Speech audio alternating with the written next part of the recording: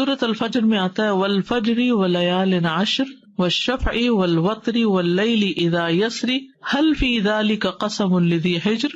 قسم ہے فجر کی اور 10 راتوں کی اور جفت اور طاق کی اور رات کی جب وہ چلتی ہے، یقیناً اس میں عقل والے کے لیے بڑی قسم ہے. ابن عباس، ابن زبیر، مجاہد اور ان کے علاوہ بہت سے اگلے پچھلے اسکالرز نے یہی بات کہی ہے کہ ان 10 راتوں سے مراد ذوالحجہ کی پہلی 10 راتیں ہیں. ذوالحجہ کی 2 فضیلتیں ہیں بڑی. ایک یہ کہ حج کا مہینہ ہے، جیسے رمضان روزے رکھنے کا مہینہ ہے تو ذوالحجہ کیا ہے؟ حج کا مہینہ. اور دوسرا یہ کہ حرمت والا مہینہ ہے. رمضان کی فضیلت یہ تھی کہ اس میں قرآن نازل ہوا تھا اور اس میں روزے رکھتے ہیں، اور یہاں پر حج اور حرمت والے مہینے کتنے ہیں؟ کل 4 مہینے ہیں، رجب، ذیقعدہ، ذوالحجہ اور محرم. اور حج کے مہینے کون سے؟ شوال، ذیقعدہ، ذوالحجہ کے 10 دن. اس مہینے کی جو فضیلت ہے اس میں خاص طور پر اس کے جو 10 دن ہیں یہ افضل ایام الدنیا ہے، دنیا کے افضل ترین دن، سب سے بہترین دن.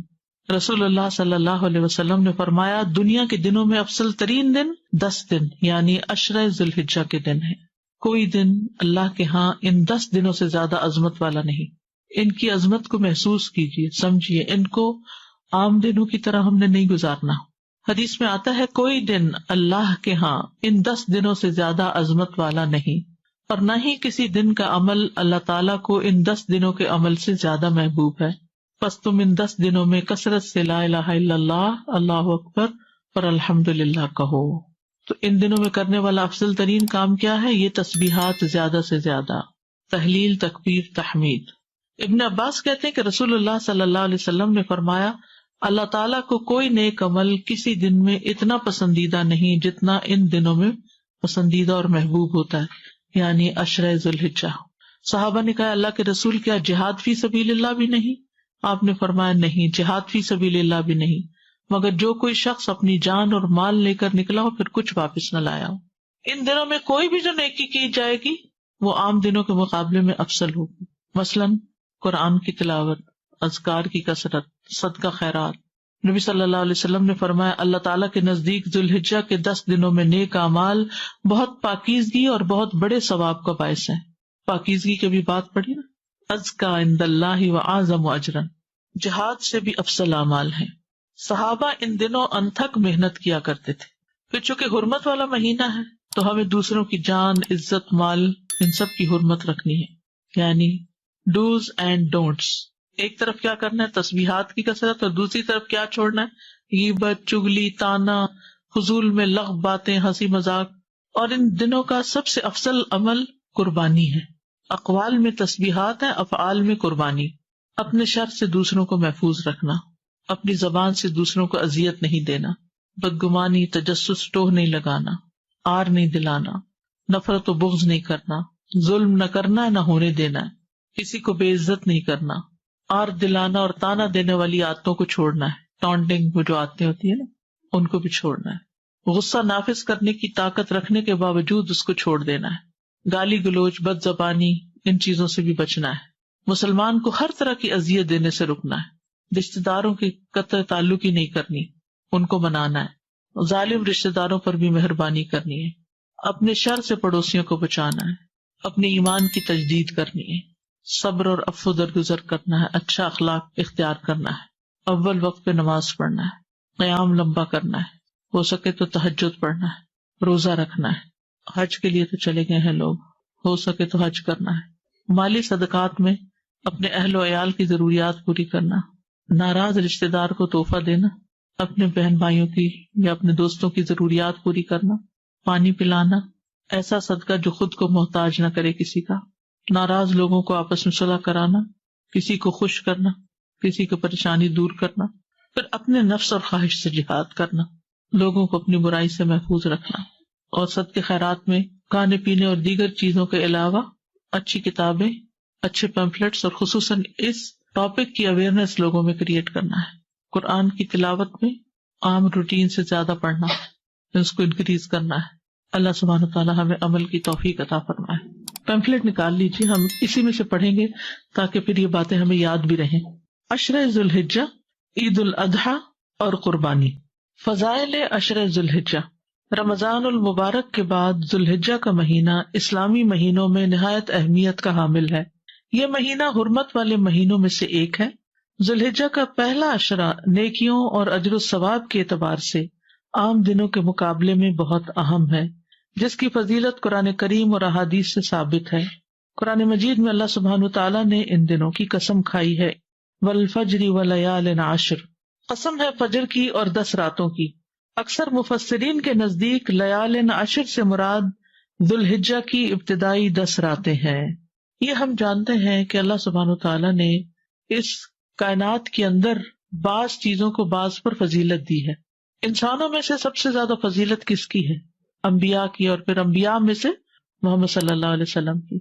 راتوں میں سے کس رات کی فضیلت زیادہ ہے؟ آخری 10 راتوں کی، اور اس میں سے لیلۃ القدر کی۔ مہینوں میں سے سب سے زیادہ فضیلت کس کی ہے؟ رمضان المبارک کی۔ دنوں میں سب سے زیادہ فضیلت کس کی ہے؟ ہر ہفتے میں جمعہ کی، اور سال میں ذوالحج کے ان 10 دنوں کی۔ یعنی راتوں میں رمضان کی راتیں افضل ہیں ذوالحج کی راتوں سے، لیکن ذوالحج کے دن رمضان کے دنوں سے زیادہ افضل ہیں۔ تو یہ بہت اہم عشرہ ہے، اس لیے اس کو بڑے دھیان سے گزارنا ہے، اور نیکی کے کاموں میں زیادہ سے زیادہ وقت لگا کے اس کو گزارنا ہے۔ اور اس کی فضیلت جو ہے وہ قرآن مجید سے بھی ثابت ہے۔ اللہ نے ان راتوں کی قسم کھائی ہے۔ اللہ سبحانہ وتعالیٰ جب کسی چیز کی قسم کھاتے ہیں تو اس کو ایک طرح سے گواہ بناتے ہیں، اس چیز کی ایک اہمیت ہوتی، اس کے کچھ فائدے ہوتے ہیں۔ کن کن چیزوں کی اللہ تعالیٰ نے قسم کھائی ہے قرآن مجید میں؟ والشمس وضحاها، سورج اور اس کی دھوپ کی، اور والقمر اذا تلاها، چاند کی قسم کھائی ہے، اور والتین والزیتون، اور والطور والضحا والعصر واللیل والفجر۔ تو سب سے زیادہ تو یوں لگتا ہے جیسے اوقات کی قسم کھائی، فجر، عصر، ضحا، پھر اسی طرح آسمان کی، والسماء وما بناہا، فرشتوں میں سے، والنازعات غرقا، ہواؤں کی۔ تو یہ جو اللہ تعالیٰ کا قسم کھانا ہے، یہ متوجہ کرنا ہے کہ اس چیز کی طرف انسان دھیان کرے، اس میں غور کرے اور اس کے فائدوں کو تلاش کرے۔ یہ جو یہاں ان 10 راتوں کی قسم کھائی، والفجر ولیال عشر، تو ان 10 راتوں پر توجہ کرنے کی ضرورت ہے کہ یہ کون سی 10 راتیں ہیں، اور راتیں کہہ کر مراد دن لیا گیا ہے، یہ بھی یاد رکھیے۔ عربی زبان میں دن رات سے شروع ہوتا ہے۔ جب ہم کیا دیکھتے ہیں؟ چاند دیکھتے ہیں۔ رمضان کب شروع ہوتا ہے؟ چاند دیکھنے سے۔ عید کب شروع ہوتی ہے؟ چاند دیکھنے سے، ٹھیک ہے۔ تو یسألونک عن الأہلہ قل ہی مواقیت للناس والحج، یہ آپ سے سوال کرتے ہیں چاند کے بارے میں کہ چاند کی جو مختلف حالتیں ہیں، کہہ دیجئے کہ یہ مواقیت للناس، لوگوں کو اوقات بتانے کے لیے، والحج، اور خصوصاً حج کے اوقات بتانے کے لیے۔ تو لیال سے مراد لٹرل میننگ تو اس کا رات ہے، لیکن اس میں دن بھی شامل ہے۔ جیسے ہم کہتے ہیں 10 دن ہو گئے ہیں اس کام کو شروع کیے ہوئے، تو اس کا کیا مطلب ہے؟ اونلی ڈیز یا نائٹ بھی؟ نائٹ بھی انکلوڈ ہے، ٹھیک ہے۔ تو جب رات کا لفظ بولا جاتا ہے تو دن اس میں شامل ہے۔ تو یہ 10 دن جو ہیں یہ نیکیوں اور اجر و ثواب کے اعتبار سے عام دنوں کے مقابلے میں بہت اہم ہے۔ پورے سال کے دنوں میں آپ کو وہ فضیلت نیک اعمال کی نہیں ملے گی جو ان 10 دنوں میں ملے گی۔ لیکن ان 10 دنوں کا خاص عمل کیا ہے؟ اللہ تعالیٰ نے ان 10 دنوں میں اپنے ذکر کا خاص حکم دیا ہے۔ ارشاد فرمایا وَيَذْكُرُ اسْمَ اللَّهِ فِي أَيَّامٍ مَّعْلُومَاتٍ، سورۃ الحج آیت 28، اور معلوم دنوں میں اللہ تعالیٰ کا نام یاد کریں، یعنی اللہ کے نام کا ذکر کریں، ورد کریں۔ ابن عباس سے روایت ہے کہ ان معلوم دنوں سے مراد عشرہ ذوالحجہ کے 10 دن ہیں، اور ان 10 دنوں میں کیے جانے والے اعمال اللہ تعالیٰ کو دیگر دنوں کی نسبت زیادہ محبوب ہیں۔ ان 10 دنوں میں جو بھی نیکی کا کام آپ کریں گے، آپ اس کا اجر و ثواب زیادہ پائیں گے، اور اللہ کی محبت کو پانے کا ذریعہ بن جائے گا۔ کل ہی کسی نے مجھے سوال کیا کہ ہم اللہ کی محبت کیسے پائیں؟ ان 10 دنوں میں زیادہ سے زیادہ نیکیاں کما کے اللہ کی محبت حاصل کریں، کیونکہ اللہ تعالیٰ کو یہ بہت پسند ہے کہ لوگ ان 10 دنوں میں عام روٹین سے ہٹ کر زیادہ نیک کاموں کی طرف متوجہ ہوں۔ تو اس عشرے کے اندر کیا خاص خصوصیت ہے؟ حج کا دن ہے، عرفہ کا دن ہے۔ پورے سال میں سے سب سے زیادہ بخشش عرفہ کے دن ہوتی ہے، حتیٰ کہ رمضان کی راتوں سے بھی بڑھ کر یہ دن جو ہے بخشش کا دن ہے. تو اس لیے انسان کو اس دن کی یعنی اسی عشرے میں چونکہ آ رہا ہے تو اس دن کی اہمیت کو محسوس کرنا چاہیے اور دعا کرنی چاہیے اس دن خصوصاً کہ اللہ تعالیٰ ہمیں بھی جہنم سے آزاد کر دے. یعنی اس مہینے میں 10 دن تو اہم ہے ہی، لیکن اس کا 11واں دن جو مینا میں گزارتے ہیں حاجی، ان کے لیے وہ دن بھی بڑا امپورٹنٹ ہے. ایام تشریق بھی اسی مہینے میں ہے، تو یہ بہت فضیلت والے دن ہے. اور قربانی والا دن، اس میں ہم کیا کرتے ہیں؟ قربانی کرتے ہیں. اب دیکھیے کہ رمضان میں ہم ایک ہی کام کر رہے ہوتے ہیں نا، روزے رکھ رہے ہوتے ہیں یا قرآن مجید تراویح رات کو پڑھ رہے ہوتے ہیں، ایوری ڈے تقریباً سیم عمل ہو رہا ہوتا ہے. لیکن عشرہ ذی الحج میں ملٹیپل کام کر رہے ہوتے ہیں جن میں قربانی بھی ہے، جان کا صدقہ بھی ہے، اور روزہ بھی ہے عرفہ کے دن کا، یا پھر حج کرنا ہے عرفہ کے دن، یا پھر یہ تکبیرات خصوصی طور پر پڑھنی ہے جو خود بتائی گئی. یعنی یہ سارے اعمال بتائے گئے کہ ان دنوں میں کیے جائیں، عشرہ ذی الحجہ میں کرنے کے کام. اور پھر ان 10 دنوں میں کوئی عمل اس عمل سے زیادہ محبوب نہیں، اور وہ کیا ہے؟ لا الہ الا اللہ اور اللہ اکبر اور الحمدللہ پڑھنا. اس لیے ان دونوں طرح کی تکبیرات کو صحابہ جو ہیں وہ پڑھا کرتے تھے، اور یہ اجر عظیم پانے کے بہترین مواقع ہیں. صحابہ کرام سخت محنت کیا کرتے تھے. سعید بن جبیر ذی الحجہ کے 10 دن داخل ہونے کے بعد عبادت میں بہت زیادہ کوشش کرتے، اتنے کہ ان کی ہمت نہ ہوتی جس پر، یعنی کہ اپنی ہمت سے بڑھ کے ان دنوں میں اپنے آپ کو تھکایا کرتے تھے. آپ کے پاس یہ دوسرا پیمفلٹ بھی ہے بلو کلر کا، ہے نا؟ اس میں آپ دیکھیے کہ پیچھے کی طرف یہ تکبیرات لکھی ہوئی. آپ یہ کر سکتے ہیں گھر لے جا کر اس کو اپنے وارڈروب پہ یا اپنے ڈریسنگ ٹیبل پہ یا کسی بھی جگہ جہاں آپ کی نظر زیادہ پڑتی ہے وہاں اس کو چپکا دے. اس کے علاوہ ایک اور کارڈ بھی آپ کو بک اسٹال سے مل جائے گا جس میں صرف تکبیرات لکھی ہوئی. دوسرا یہ کہ اس کا فائدہ یہ ہے اس بروشر کا کہ اس کے اندر کرنے کے کاموں کی ڈیٹیل دی ہوئی ہے جو آپ کو ریمائنڈر ہو سکتا ہے، آپ اس کو پڑھ سکتے ہیں. اگر آپ اس کو کھولیں اور کھول کے بھی لگا دیں تو یہ پوسٹر 10 دن لگا رہے تو آپ کو نیک نیک کاموں کی یاد دہانی ہوگی.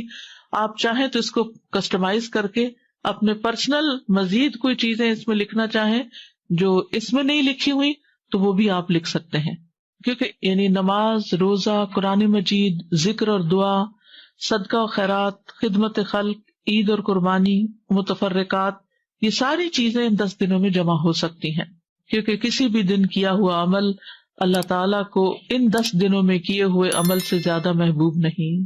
دوسرا اہم کام جو ان دنوں میں کرنے کا ہے وہ ہے روزہ رکھنا. اب اس میں بہت جھگڑا ہوتا ہے کہ عرفہ کا دن یہاں کا ہو یا وہاں کا ہو. تو اصل حکم تو جہاں آپ رہتے ہیں اسی کی تاریخ کو دیکھا جائے گا، ورنہ اگر آپ کسی اور جگہ کے مطابق عرفہ مناتے ہیں تو اگلا دن پھر عید کا بھی کریے، پھر وقفہ دے کے تو عید نہیں ہوتی. لیکن اگر آپ کے دل میں پھر بھی اطمینان نہیں تو 2 دن روزہ رکھ لیجیے، ایک عرفہ کے میدان والے دن کا عرفہ کا دن اور ایک یہاں کا عرفہ کا دن. تو انشاءاللہ تعالی اللہ سبحانہ تعالیٰ قبول فرمائے، اور بہت ہی برکت والا روزہ ہے. یعنی آپ دیکھیے کہ رمضان کے روزے سے بھی برکت والا ہو گیا کہ یہ روزہ 2 سال کے گناہوں کی معافی کا ذریعہ بنے گا. اور ویسے بھی روزے کا ثواب کیا ہے کہ انسان کے چہرے کو 70 سال دور جہنم کی آگ سے کر دیتا ہے ایک روزہ. یعنی ایک روزہ آپ رکھتے ہیں تو آپ جہنم سے 70 سال دور ہو جاتے ہیں، اور پھر اگر دوسرا رکھتے ہیں تو 70 اور جمع کر لیں اور پھر اور کر لیں اور پھر اور کر لیں. تو روزے جو ہیں، جس کسی کو ہیل فائر سے ڈر لگتا ہو اور خوف آتا ہو تو چاہیے کہ پھر روزے رکھا کرے، اور خصوصاً جن کو اللہ نے صحت دی ہے، جوانی دی ہے، وہ ضرور کوشش کریں. یعنی جب انسان کے اوپر ضعیفی آ جاتی ہے، بزرگی، تو پھر ذرا مشکل ہو جاتا ہے. اور اگر دن لمبے ہو، میری والدہ 78 ایئرس کی تھیں اور جس مہینے میں فوت ہوئی ہیں اس مہینے کے بھی 3 روزے انہوں نے، جیسے یہاں اس حدیث میں ہے کہ ایام 20 کے روزے، وہ اس مہینے کی انہوں نے رکھے، بلکہ اس ڈر سے کہ کہیں شروع نہ ہو گیا، انہیں پتہ نہیں چلا تو 1 دن پہلے بھی روزہ رکھ لیا. تو بدھ سے شروع ہونے تھے، انہوں نے منگل کا بھی رکھ لیا کہ کہیں میں بھول نہ گئی ہوں. ہوتا نا بڑے ہو کے انسان کو ڈیٹس اور دن اور وہ اوقات میں بعض اوقات خلل ہو جاتا ہے کہ کہیں مس نہ ہو جائے. تو ہمیں بہت زیادہ اپنے طور پہ کوشش کرنی چاہیے. پھر اگر بیمار ہیں آپ، کسی وجہ سے ہمت نہیں ہے، تو اللہ تعالیٰ جانتا ہے کہ آپ کی نیت کیا ہے. لیکن پہلے سے اگر نیت ہو نہیں میرے لیے تو بڑا ہی مشکل کام ہے، میں نہیں کر سکتا، تو پھر واقعی مشکل ہو جاتا ہے. ہوتا یہ ہے کہ جس طرح آپ سوچنے لگتے ہیں نا، چیزیں ویسے ہی ہونے بھی لگ جاتی ہیں. ہر چیز کی ایک فریکوینسی ہوتی ہے اور ایک آپ کے دماغ کی فریکوینسی. تو یہ ایک فریکوینسی دوسری سے جب ملتی تو پھر وہ ویسے ہی چیزیں نظر آنے لگتی ہیں اور ویسے ہی ہونے لگتی ہیں. تو اب آپ دیکھ رہے ہیں کہ یہ جو دن ہیں حرمت والے اور فضیلت والے، ان میں عید بھی آ جاتی ہے، اور اس اعتبار سے بھی اس کی اہمیت ہے. ویسے تو ذو الحج کے مہینے کی فضیلت دو اہم اعتبار سے ہے. ایک یہ کہ اس میں حج ہوتا ہے، اور دوسرا یہ کہ وہ حرمت والا مہینہ ہے جن میں جان، عزت اور مال کی حرمت کا پاس رکھنا چاہیے. اور اس عظیم مہینے میں سب سے عظیم دن ہے، اور اس عظیم دن میں، عید والے دن میں، سب سے عظیم کام قربانی کرنا ہے اور حرمتوں کو پامال نہ کرنا. حرمتوں کو پامال کرنا کیا ہے؟ کہ کسی کی جان، مال، عزت پر ہاتھ اٹھانا، زبان کھولنا.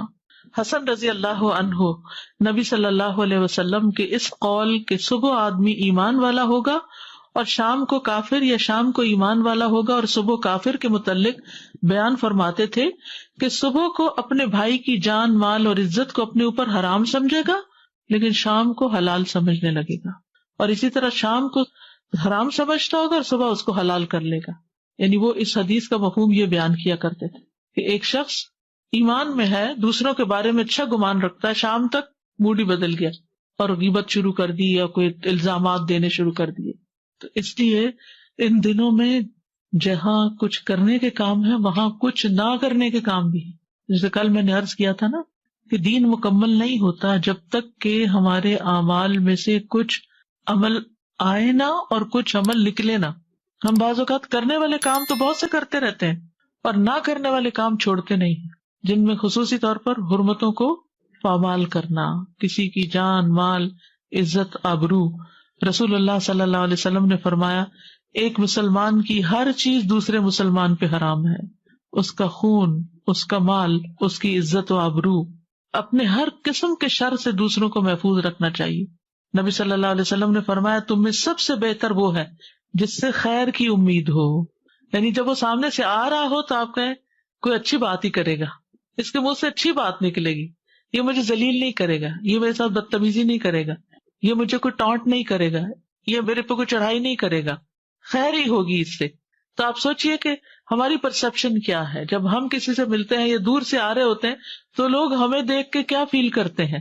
اچھا فیل کرتے ہیں یا دے گیٹ اسکیئرڈ کہ پتہ نہیں ابھی کیا ہونے والا ہے، کیا کرے گا، کون سی بات مجھے پرانی یاد کرا دے گا اور کہاں سے تانا دے دے گا.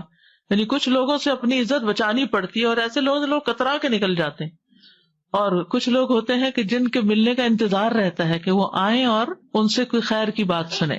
اور فرمایا سب سے بدتر وہ ہے جس سے کسی خیر کی توقع نہ ہو، کوئی تمہارا بھلا نہ کرو اور اس کے شر سے امن نہ ہو.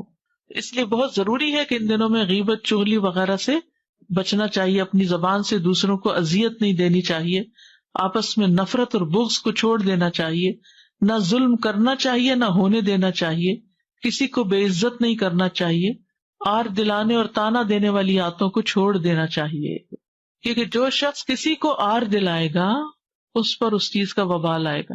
ٹھیک ہے، رسول اللہ صلی اللہ علیہ وسلم نے فرمایا اگر کوئی آدمی تمہارے کسی برے فعل پر جسے وہ جانتا ہے تمہیں آر دلائے تو تم اس عیب کو جسے تم جانتے ہو اسے تانا مت دینا.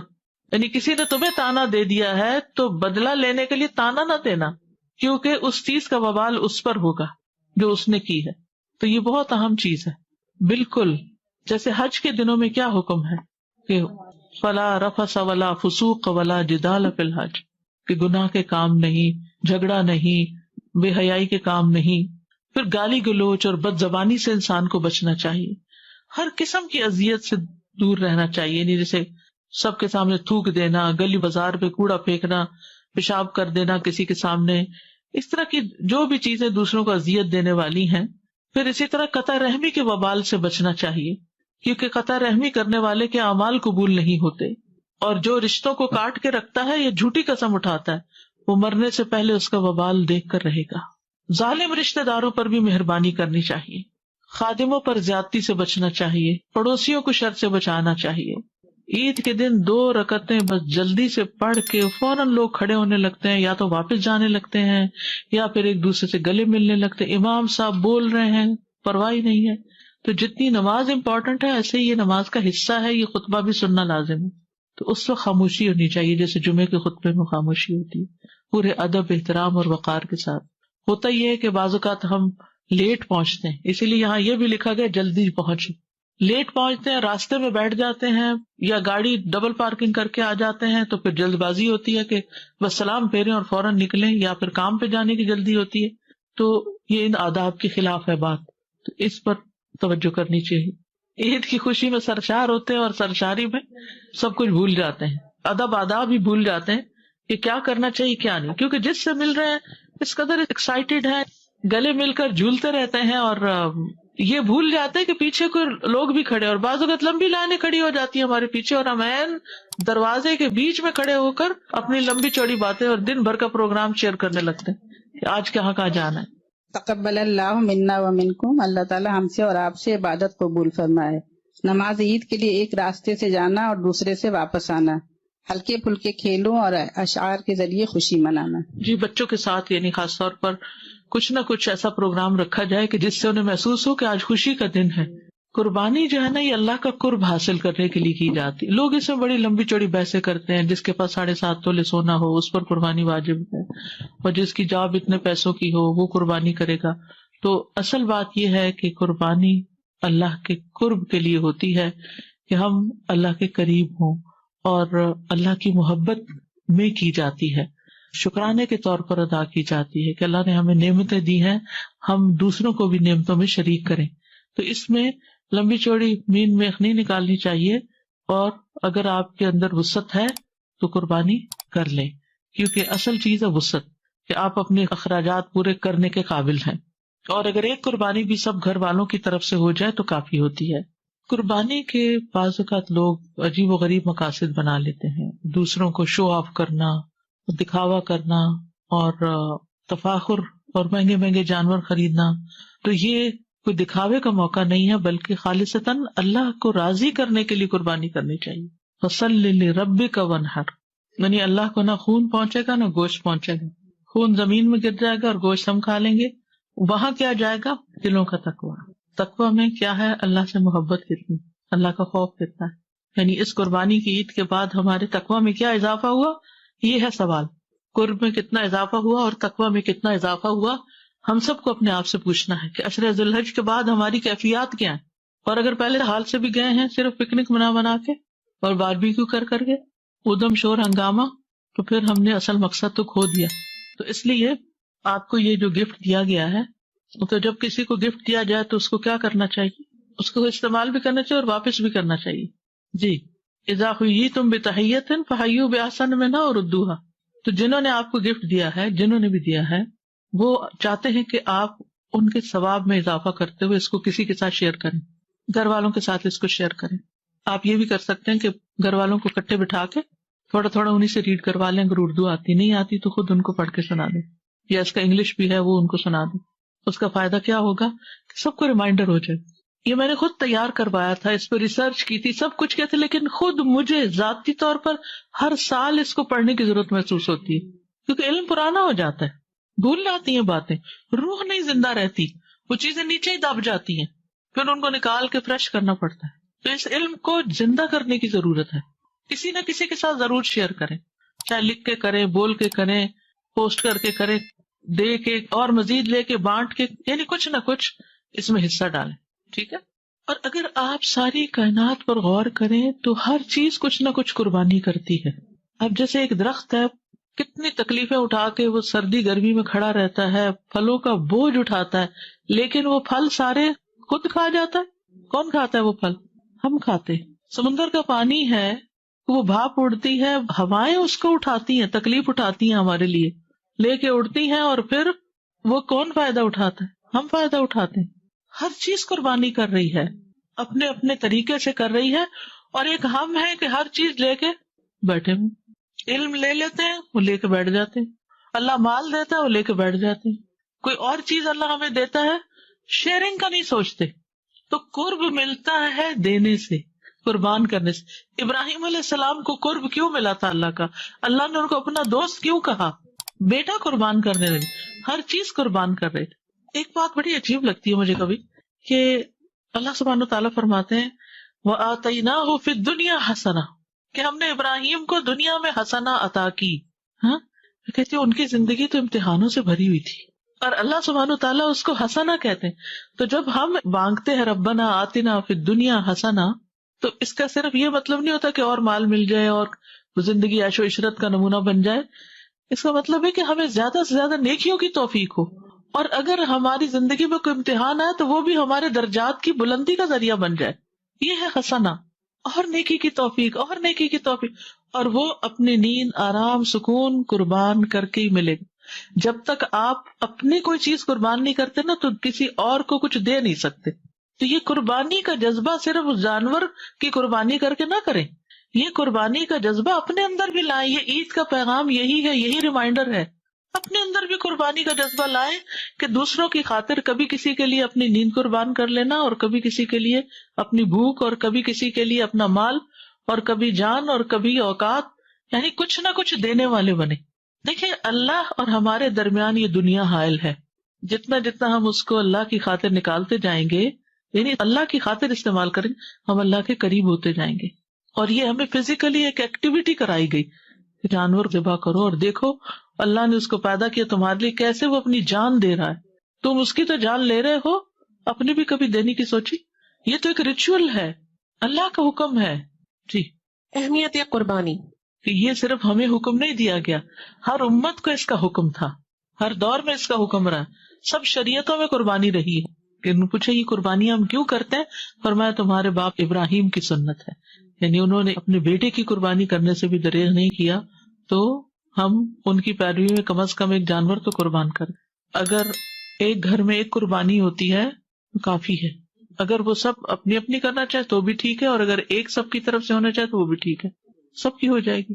یعنی دیکھیں اصل میں کیا بات ہے کہ استطاعت پر ہے، کیونکہ نبی صلی اللہ علیہ وسلم نے 2 بھی کیا، 1 بکری بھی کی، ازواج کی طرف سے گائے بھی کی، 100 اونٹ بھی کیے نا۔ تو اصل جو مقصد ہے نا قربانی کا وہ ہے قرب، کہ ہو سکتا ہے 1 سال آپ کی حیثیت ہو، ہر بچہ کما رہا ہے، اپنی اپنی کر سکتا ہے، اور 1 سال جاب نہیں ہے، تو اگر ماں باپ کر رہے ہیں سب کی طرف سے تو وہ بھی کافی ہے، یعنی ہسبینڈ کر رہا ہے، بیوی کی طرف سے بھی، بچوں کی طرف سے بھی، ایک فیملی کی طرف سے ایک جانور کی قربانی کافی ہے۔ دیکھیں 10 حصے پڑ سکتے ہیں، یہ مطلب ہے 10 لوگ شامل ہو سکتے ہیں، 10 لوگ مل کے پیسے کنٹریبیوٹ کر کے 1 اونٹ ذبح کر لیں، یہ بھی ہو سکتا ہے۔